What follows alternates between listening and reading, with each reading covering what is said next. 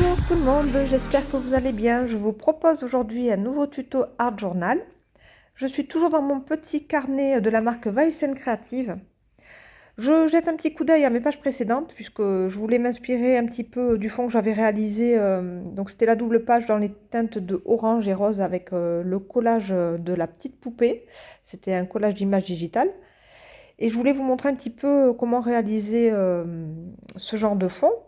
Vous avez été nombreuses à me demander si j'avais fait des tutos pour toutes mes pages que j'ai postées sur Instagram ou sur Facebook. Et c'est vrai qu'en fait, je n'ai pas du tout le réflexe de me filmer quand je fais de l'art journal. C'est pour moi vraiment le moment d'évasion. C'est pas quelque chose que je pense à faire vraiment de façon automatique. Et puis c'est vrai que depuis que j'ai réouvert ma boutique, je travaille beaucoup entre midi et deux. Donc quand je commence une page d'art journal, je ne la finis pas forcément dans la journée. Donc je travaille par petites séances en ce moment. À part ce matin où c'était mon jour de fermeture, le mercredi. Et donc j'en ai profité pour m'installer et puis me filmer. Donc là, vous allez avoir droit à un tuto pour cette page d'art journal. Donc je travaille avec mes Neocolor 2 pour la première couche de violet. Donc là, je voulais travailler avec du violet et du rose. Donc j'ai créé un effet de dégradé, donc du violet au plus foncé sur l'extérieur, et puis en revenant sur l'intérieur avec du plus clair. Là, je repasse avec les Neocolor 2, cette fois-ci, ma page est bien sèche, donc je reviens les travailler comme des pastels, et puis j'étire la couleur au doigt. Ça donne un petit peu plus d'intensité, vous voyez, quand on revient travailler avec le Neocolor par-dessus. Et je viens ajouter du parme dans le centre de ma page, qui est un peu troublant. Ici, je fais des petites touches de violet très foncé dans les deux coins. Avec mon pinceau aquarelle, je viens mouiller le parme que j'ai appliqué dans le blanc tout à l'heure. Voilà, donc j'étire bien la couleur. Je sèche au heat gun. Et puis là, donc mon papier est bien sec. Là, je viens ajouter de la couleur avec mes peintures acryliques. C'est toujours la marque Amsterdam. Donc avec ce superbe violet que donc je viens appliquer avec mes doigts. Je fais des petits aplats de couleurs qui viennent donner de l'intensité au fond néocolore que j'ai réalisé tout à l'heure. Là, je prends du fuchsia et je l'applique tout près du violet.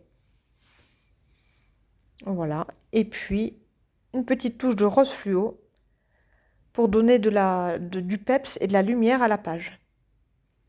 Voilà. Donc là, j'ai mis suffisamment de couleur sur le fond.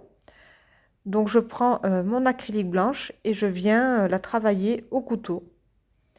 Toujours à l'intérieur de ma page, je fais des petits aplats de blanc pour calmer un petit peu le jeu, comme j'ai l'habitude de dire.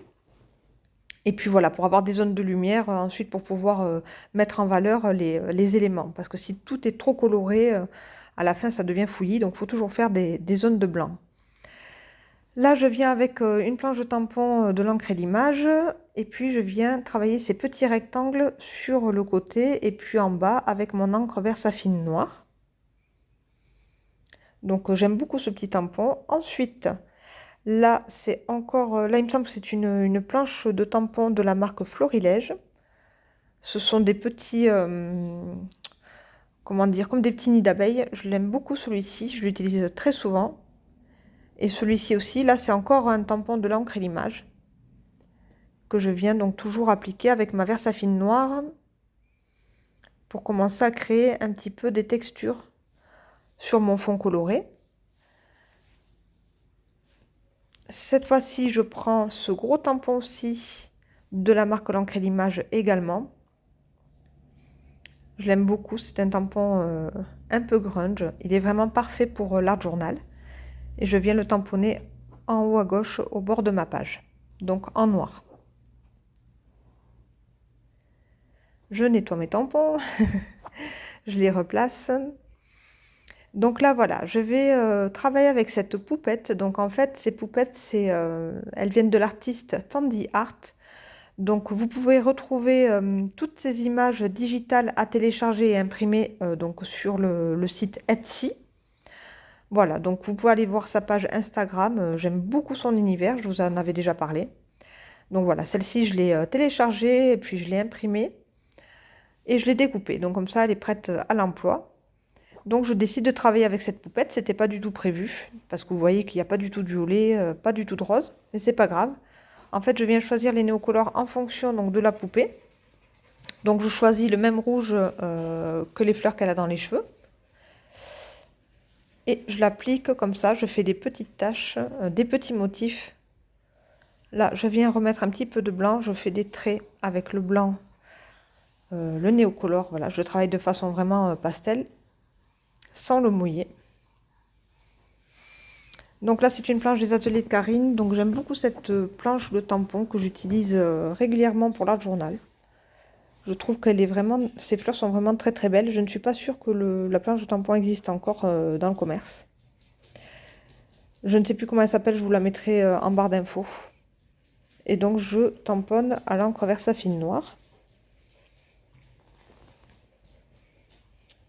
Et là, j'utilise les petites feuilles. Donc je les tamponne en haut et puis en bas de la page de droite. Toujours en noir pour l'instant. Et là, je choisis d'utiliser juste la fleur. Donc là, ça n'a pas fonctionné, c'est pas grave. Donc justement, j'en profite pour la nettoyer et plutôt pour utiliser mes Distress Oxide. Donc je vais plutôt utiliser la couleur corail et venir l'appliquer sans le bloc acrylique, mais plutôt comme ça à la main. Je sèche bien puisque la Distress Oxide est très très humide et met très longtemps à sécher, surtout sur l'acrylique. Voilà, je repasse un petit peu de blanc avec mon doigt là où il y en a besoin. Voilà, je fais des petites taches, je n'hésite pas à donner des zones de lumière. Voilà, et là je choisis l'acrylique ocre. En fait, voilà, je prends ma poupette et je choisis les couleurs qui sont assorties. Et je viens travailler en fait sur mon fond violet et rose en apportant les petites couleurs de la poupée. Donc le turquoise, le moutarde et le rouge. Voilà, donc je travaille beaucoup avec mes doigts. Je fais des petits points, des petites taches.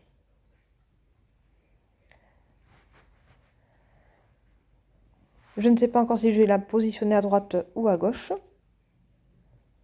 Donc je reviens donner un petit peu de lumière au centre, puisque je ne sais pas encore où je vais placer la poupette.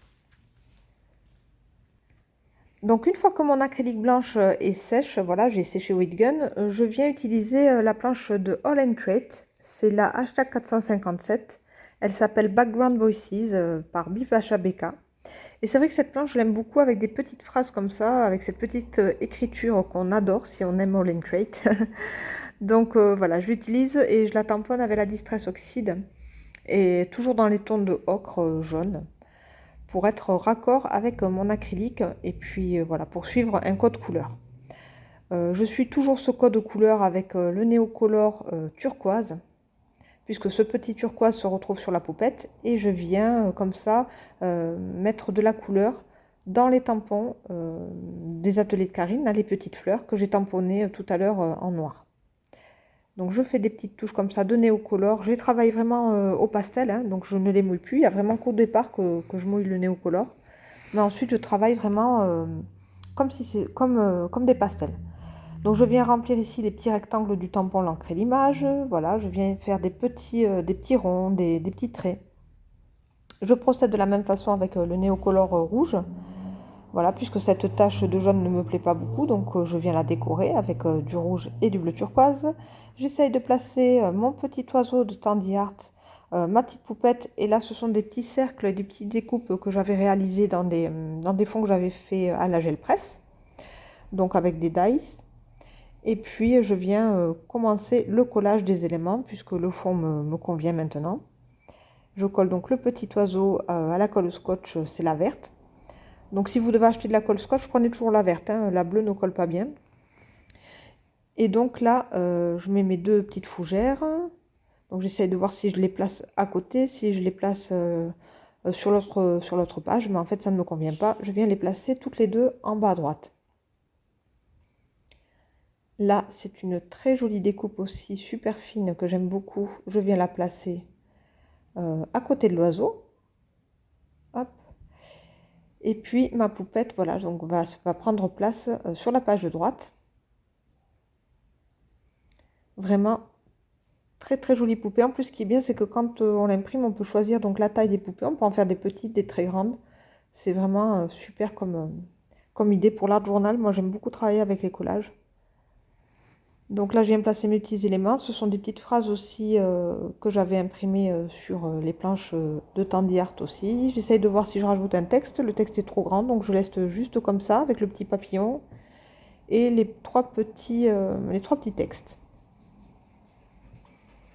Voilà, donc j'ai utilisé toujours la même colle tout au long de mon collage.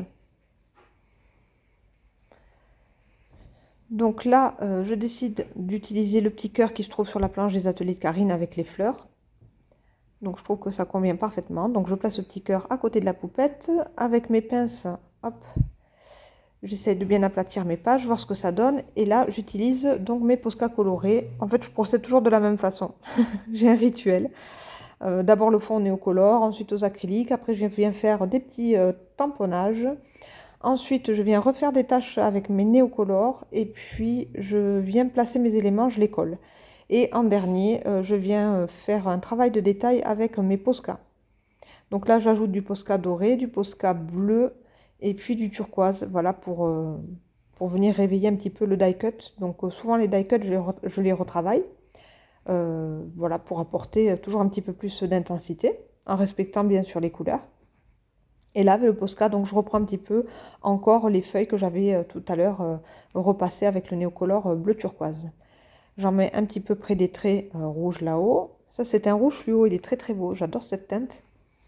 Et je viens faire des petits points par-ci par-là. Des petites taches d'éclaboussure comme j'ai l'habitude de faire. Donc en fait, vous voyez que j'ai toujours plus ou moins le même processus voilà, de création. Et là, je viens avec le Posca noir faire le contour de l'oiseau pour qu'il ressorte bien et qu'il se détache bien du fond. Donc voilà, j'hésite pas à refaire les traits. Et puis pour la poupée, voilà, je refais aussi les traits du contour.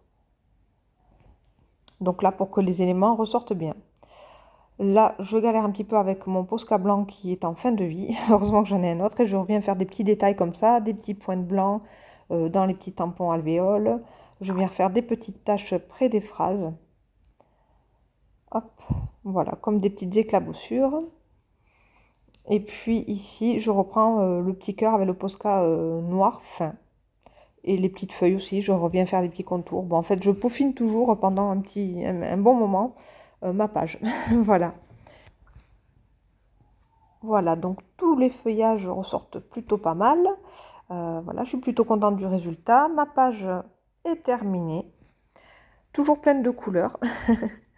J'espère que ce petit tuto vous aura plu et qu'il va vous inspirer. Voilà, pour vous montrer un petit peu donc, des techniques de fond que j'ai l'habitude de réaliser en ce moment. Je vais vous laisser pour la fin de la vidéo avec quelques photos pour voir de plus près les détails. Et puis, n'hésitez pas à me poser des questions en commentaire si vous en avez. N'hésitez pas à mettre un like ou à vous abonner à ma chaîne si ce n'est pas déjà fait. Je vous fais de gros bisous et je vous dis à bientôt. Au revoir.